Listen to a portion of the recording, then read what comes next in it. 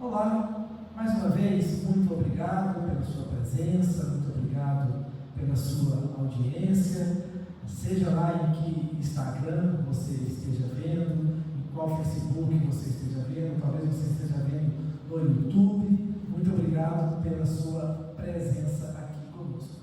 Nossa entrevistada de hoje é a advogada Tatiana Takeda, que é presidente da Comissão de Direitos da Pessoa com Deficiência da OAB Goiás, parceira aqui do SECOV, do Sindicato da Habitação e Condomínios.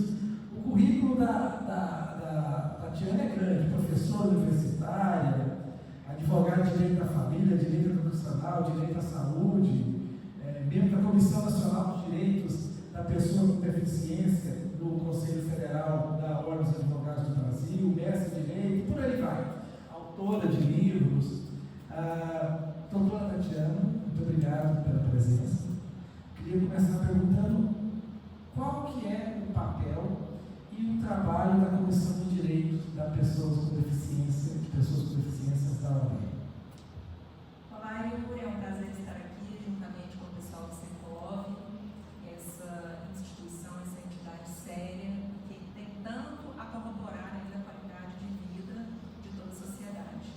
A Comissão dos Direitos da Pessoa com Deficiência da Ordem dos Advogados do Brasil, aqui da seccional de Goiás, tem o papel, a função de estar auxiliando, primeiramente, aquele advogado com deficiência e também a própria sociedade, de modo que nós empreendemos várias atividades no sentido de estar aí ajudando a sociedade.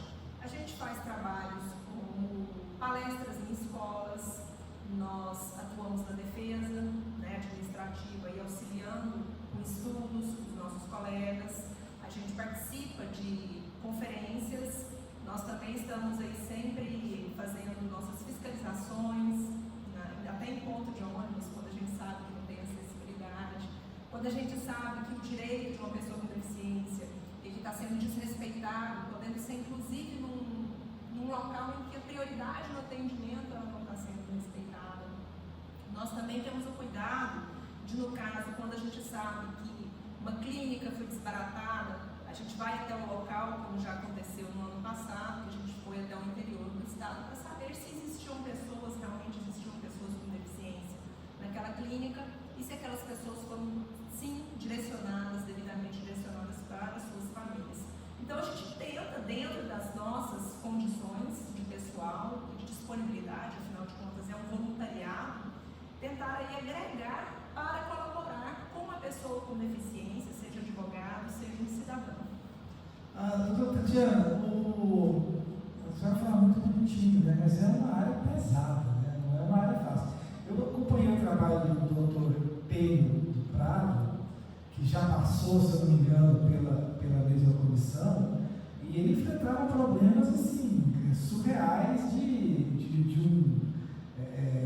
que a OAB tinha que interferir com muita ênfase, né, para ver se melhorava, porque o brasileiro não é o povo mais educado do mundo, não é o povo mais cordato do mundo com a questão da deficiência. Essa pressão lá, você enfrenta? Primeiramente, eu tenho que dizer que o Dr. Tênio do Bravo, ele foi o primeiro presidente da comissão, né? Eu sou a quarta gestão, ele foi a primeira gestão, e ele deixou um legado, né?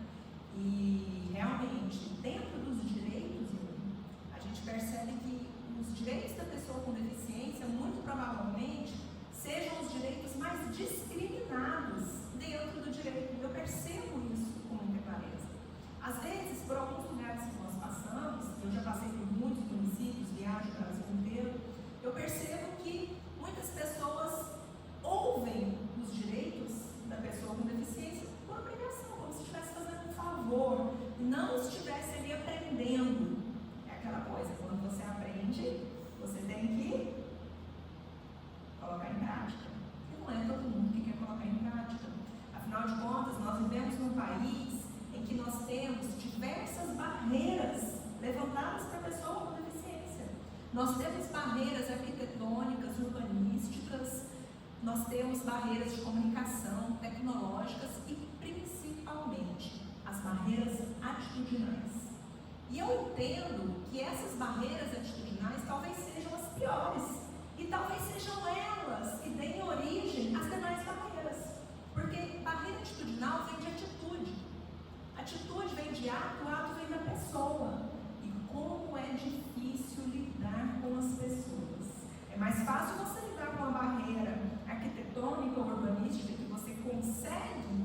fazer ali uma adaptação razoável, né, consegue ali, de alguma forma, arrumar. Agora, como que a gente faz para mudar o comportamento das pessoas? É muito difícil. Isso vem com muita conscientização, vem com campanha, sensibilização e direitos. Mas esse direito da pessoa com deficiência, ele é diferente dos outros, porque, como eu falei, ele é discriminado. Então, o que a gente faz? Principalmente nós que também atuamos na docência. A gente tenta levar esses direitos de uma forma mais leve. A gente não faz aquela coisa de tentar enfiar a goela abaixo do cidadão.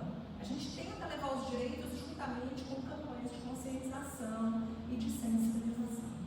Doutora Tatiana, agora, como que é essa ação, como que a senhora já falou, mas como que a pessoa, o cidadão comum, pode chegar na sua comissão? A nossa comissão, ela funciona da mesma forma que todas as demais comissões da Ordem dos Advogados do Brasil. São várias comissões. Nós, além da Comissão dos Direitos da Pessoa com Deficiência, nós temos dezenas de outras, como, por exemplo, do direito tributário, do direito de família, da criança e do adolescente, da carreira jurídica, da mulher e tantas outras aí, do consumidor, né, e tantas outras tão importantes. Para que o cidadão, né, é importante que nós não lidamos aqui com as questões do privado, né? A gente lida mais com a questão do coletivo, né, que vai beneficiar o coletivo. O cidadão, ele pode fazer uma consulta, né, por e-mail, para o e-mail das comissões, lá da OAB de Goiás, e aguardar ali que aquela consulta ela seja respondida. Qual é o principal direito violado da pessoa com deficiência hoje, que a senhora entende? É a questão da mobilidade urbana? É a questão do acesso ao mercado profissional? O que é? Eu acredito que, genericamente falando, o principal direito que nós temos aí, que a sociedade impõe barreiras para que ele aconteça, é o da inclusão social. E quando a gente fala de inclusão social, nós estamos falando de educação, saúde, mercado de trabalho, e tem outras questões muito importantes, como, por exemplo, esporte, lazer, turismo, cultura. Nós temos a própria acessibilidade. A gente pode falar de transporte, a gente pode falar de acessibilidade no contexto geral, nós podemos falar aí de moradia, isenções e tantos outros direitos. Quem é que mais, vamos dizer assim, cria problemas com o direito? São os órgãos públicos, são a sociedade civil organizada, são os empresários, essas coisas assim do lar. Como que é isso? Eu vou dividir essa responsabilidade entre a sociedade e o poder público. Aquele poder público que não diligencia da forma como poderia diligenciar, e aquela sociedade que não tem a consciência que poderia ter. Então, eu acredito que todos aí têm sim a sua parcela de tudo. Mas quando você fala, porque o brasileiro tem essa predisposição de culpar sempre o poder público por tudo, né? O poder público sempre é o primeiro a estar errado.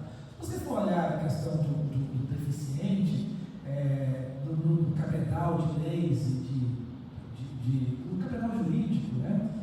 Parece que é muito bem estruturado para o deficiente físico. Parece que tem muita lei, parece que tem muita coisa. Mas o que a gente às vezes sente como cidadão comum é a falta de aplicabilidade dessas leis e a falta da fiscalização dessas leis. Você sente isso lá na comissão? Com certeza. E olha só, hoje nós podemos dizer que o Brasil ele possui normas de primeiro mundo. Nós temos diversas normas que tratam dos direitos da pessoa com deficiência. A gente pode estar falando da nossa Carta Magna, depois a emenda constitucional, que é a Convenção Internacional sobre os Direitos da Pessoa com Deficiência. A gente tem o Estatuto da Criança e do Adolescente, a gente tem a Lei Brasileira de Inclusão, a gente tem a Política Nacional dos Direitos da Pessoa com Transtorno do Espectro Autista e tantas outras normas que vêm aí. Só que nós encontramos uma dificuldade muito grande de colocar essas leis para realmente realmente funcionarem. E a gente pode começar a falar lá da educação, porque começa lá na educação, né? O mercado de trabalho vai depender da educação. Então, lá na educação a gente já percebe que essas pessoas já são aí prejudicadas porque não recebem direitos que elas poderiam estar recebendo. Esse direito principal de ser incluída de verdade na escola. Porque é muito diferente você dizer o seguinte: não, nós aceitamos, a escola dizer assim, independente de ser público ou privado, nós aceitamos os alunos de inclusão, são muito bem-vindos. Não é isso. O que a gente quer não é entrar na escola. E também não é só entrar e permanecer ali na escola, não, porque tem aluno que entra e permanece, mas permanece no cantinho da sala, fazendo um desenho, enquanto o coleguinha está aprendendo o alfabeto. A pessoa com deficiência, ela merece entrar, permanecer e desfrutar de tudo aquilo que aquele ambiente tem a oferecer. E eu não estou falando só de escola, eu estou falando de ambiente de trabalho, eu estou falando de locais reservados para a própria diversão. Um museu, um estádio, um ginásio, todos os lugares têm de ter acessibilidade, tem que ser respeitoso. E eu vou tomar liberdade aqui para dizer que essa história da discriminação da pessoa com deficiência em face da deficiência dela é milenar. Se nós formos lá na história, nós vamos ver que desde o início, lá da antiguidade, depois passando pela Idade Média, moderna, depois contemporânea, o que a gente vê? Sacrifícios, pessoas com deficiência sacrificadas, porque eram entendidas como peso para aquela sociedade. Olha só Esparta, olha só o Império Romano, né? os próprios egípcios. A Alemanha, Segunda Guerra Mundial, não tem muito tempo, né? Exatamente. Quando a gente entra aí no século XX e a gente tem a Primeira e a Segunda Guerra, a gente vai ver aí na Segunda Guerra as câmaras de gás sendo o quê? Usadas em pessoas com deficiência, né? Como as cobaias. Existem livros aí que falam pra gente que foram quase 300.000 pessoas com deficiência dentro das câmaras de gás, e ainda tiveram os parentes dessas pessoas, né? Que homens aí, vasectomizados, mulheres também, né? Laqueadura, para que não tivessem filhos, para não correr o risco de ter um filho com deficiência, porque era parente de uma pessoa com deficiência. O Hitler dizia que era muito triste a vida de uma pessoa com deficiência. Ele dizia que era uma vida indigna de ser vivida. Nós temos um problema muito sério em condomínios horizontais, verticais, que é a questão da discriminação contra pessoas com deficiência, né? A senhora sabe disso, a senhora é demandada sobre isso, conhece bem a situação. Eu queria perguntar para a senhora o que leva uma pessoa em pleno século XXI a discriminar outra pessoa? Essa discriminação com o direito de outrem, com o direito daquela pessoa que é diferente, que não é convencional, que não é do jeito que aquela pessoa se julga normal, entende que é o correto. E eu vou além, Yuri, eu acho que não é só nos verticais, eu acho que nos horizontais também. E nós temos discriminação de várias formas, a começar ali pela acessibilidade. Quantos são os condomínios relativamente novos que não têm acessibilidade para uma pessoa cadeirante poder ir para a área de lazer ou outras partes importantes da área comum do condomínio? Então aquela pessoa ela fica o quê? Impedida de poder desfrutar daquilo que ela paga, daquele condomínio que ela paga, daquele local que ela comprou uma unidade. Então nós temos muito isso, essa questão da acessibilidade. E novamente ele tocando no assunto da discriminação, que é uma barreira atitudinal. A discriminação, gente, ela acontece o tempo inteiro. Nós recebemos muitas denúncias e essas denúncias elas se intensificaram principalmente no começo da pandemia. Por quê? As pessoas ficaram em casa.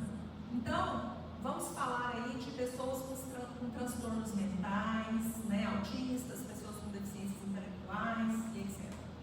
Pessoas que, vamos falar especificamente aqui de crianças e adolescentes, que ficavam metade do dia na escola e metade do dia no tratamento, o que é muito comum. De repente, não tem escola, não tem tratamento. Olha só a situação dessas famílias. Foi desesperador. E nós estamos falando de 2 milhões só de autistas no Brasil. Quantos desses não moram em condomínios? Parte deles tem uma hipersensibilidade sensorial muito grande. Dificuldade com barulho, dificuldade com poluição visual, dificuldade com cheiros e tantas outras coisas que podem eclodir uma crise. E o fato de você sair da rotina também pode fazer eclodir uma crise. Então nós tivemos muitas situações de pessoas chorando, batendo a cabeça na parede, no chão. Por quê? Porque estava em crise. Eu não vou falar de área comum, porque o pessoal nem descia para a área comum. As áreas comuns foram fechadas, em regra, até onde eu sei. Então, nós tivemos aí essas questões, principalmente de barulho, que incomodavam vizinhos. E os vizinhos, por vezes, não cientes de que se tratava de uma pessoa com deficiência, iam lá reclamar. Pensa a situação dessa família. Já está envergonhada, por vezes envergonhada, já está sofrida de ter que conter a pessoa lá dentro. Pensa o sofrimento que já está ali dentro daquele lar. Impossibilidade de trabalhar, a gente está falando de pandemia. E ainda lidando com o julgamento dos vizinhos. E por vezes não só o julgamento, a falta de respeito dos vizinhos. Tivemos situações que envolveram tanto delegacias, como também envolveram o próprio judiciário. Existe um dispositivo na Lei Brasileira de Inclusão, que é a Lei 13.146 de 2015, que a gente também chama de Estatuto da Pessoa com Deficiência. Ele diz o seguinte, é o artigo 4º, parágrafo 1º. Ele diz quem é essa pessoa com deficiência e o que é essa discriminação da pessoa com deficiência em face da deficiência dela. E a partir do momento que nós conseguimos encaixar o constrangimento que aquela pessoa passou ali, por vezes uma pessoa coratelada, que vai ser representada por outra, né? Se a gente consegue encaixar nesse artigo 4º, parágrafo 1º, automaticamente a gente já vai para outro dispositivo da mesma lei, que é o artigo 88. O artigo 88 ele diz que discriminar, incitar a discriminação da pessoa com deficiência em face da deficiência dela, acarreta uma sanção de 1 a 3 anos de reclusão e multa. E se essa discriminação ela for feita para uma criança, uma pessoa com menos de 18 anos que esteja ali sob os cuidados dessa pessoa que discriminou, a gente vai ter um aumento considerável. E se essa discriminação ela foi feita em mídias sociais, no Instagram, Twitter, né? Tudo isso pode aumentar aí de 2 anos a 5 anos de reclusão e multa. Então isso pode acontecer. Mas para isso, aquela pessoa ofendida, constrangida, ela precisa reunir as provas desse constrangimento, né? E ir até uma delegacia e fazer a ocorrência. A senhora está falando de duas vertentes. Primeiro, a questão da discriminação contra os próprios moradores com deficiência.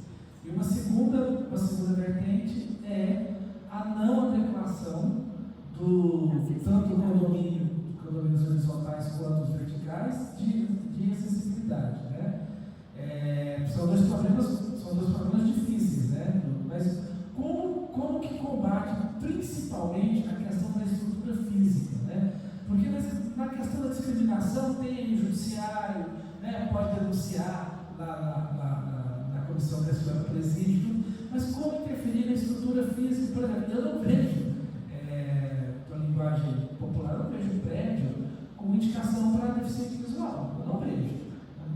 Hoje o que nós temos, o que as normas nos ensinam, né, e a própria literatura, as experiências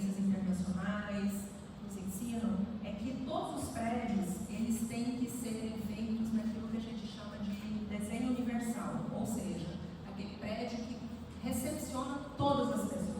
No entanto, nós temos o quê? Prédios antigos. Né? Então, pode ser adaptado? com relação a esses Tem prédios um negócio que todo mundo usa agora, retrofit. O retrofit resolve tudo, não resolve esse problema?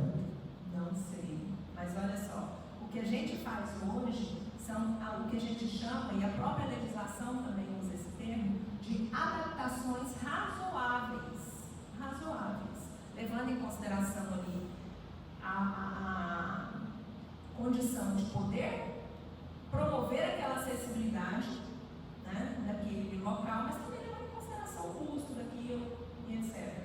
Mas, se não há, o que não pode é ficar sem acessibilidade. E pensa só vocês, a gente está aqui falando de pessoa com deficiência, né? Nós temos aí quase 19 milhões de pessoas com deficiência no Brasil, quase 19 milhões, né? Eu estou me referindo a pessoas com deficiência mesmo, cegas, surdas, com deficiência física, estou falando de pessoas com deficiência intelectual, estou falando de autistas. E essas pessoas, elas têm direito a essa acessibilidade. E imagina só que hoje a gente está aqui defendendo o direito delas, mas amanhã pode ser o nosso. Por quê? De acordo com o IBGE, 49% das pessoas com deficiência possuem mais de 60 anos. Isso quer dizer o quê? Que a partir do momento que a população ela vai envelhecendo, ela vai precisando de mais o quê? Acessibilidade. Então a acessibilidade, ela não é só para um cadeirante. A acessibilidade é para uma mulher que está com um carrinho, com um bebê. Ela é para aquela pessoa que sofreu um acidente de carro e está ali provisoriamente utilizando uma tecnologia assistiva. Então a gente está falando de algo para todos, que seria para todos, não só para a pessoa com deficiência. A senhora tem agora uma parceria com o Secov, um programa muito bacana, eu queria que a senhora falasse. Nós fizemos a nossa última reunião ordinária da nossa Comissão dos Direitos da Pessoa com Deficiência. Nós convidamos aí expoentes do direito condominial e um diretor aqui do Secov para estar participando. E dessa reunião gerou-se outra reunião que nós fizemos no Secov, né, para tratar de o que nós vamos fazer efetivamente para combater a discriminação dentro dos condomínios.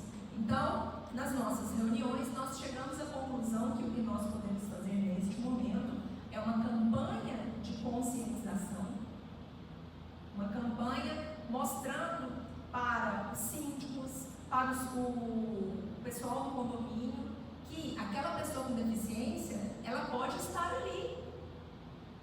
Por que não? A gente tem o quê? 9%, quase 9% da população com deficiência. Então, sempre vai ter pessoas com deficiência nos condomínios. Eu acho impossível não ter nenhuma. Quando a gente está falando aí de quase 10% da população brasileira. E, além disso, conversamos aí a respeito de inserção de dispositivos jurídicos relativos aos direitos da pessoa com deficiência nas convenções dos condomínios, nos regimentos internos, para estar trazendo essa legislação para mais perto do condomínio. Não que o fato de não estar ali naquele regimento, naquela convenção, exime desse direito, dessa obrigação. Mas a ideia é trazer essas normas para mais perto, para ficar ali, para as pessoas terem mais ciência de que elas existem. Bom, doutora Tatiana, muito obrigado pela entrevista, muito obrigado por esse trabalho, que é um trabalho social, né? É uma prestação de atividades, porque todo, como a senhora mesmo disse, é um trabalho voluntário, né? Não é um trabalho remunerado. Parabéns pela parceria com o Secov e seja sempre muito bem-vindo aqui. Eu que agradeço essa oportunidade de estar aí fazendo essa parceria com o Secov, que é uma entidade séria e que está mostrando aí que tem a sua preocupação e responsabilidade social. Muito obrigada. Muito obrigado mais uma vez, muito obrigado também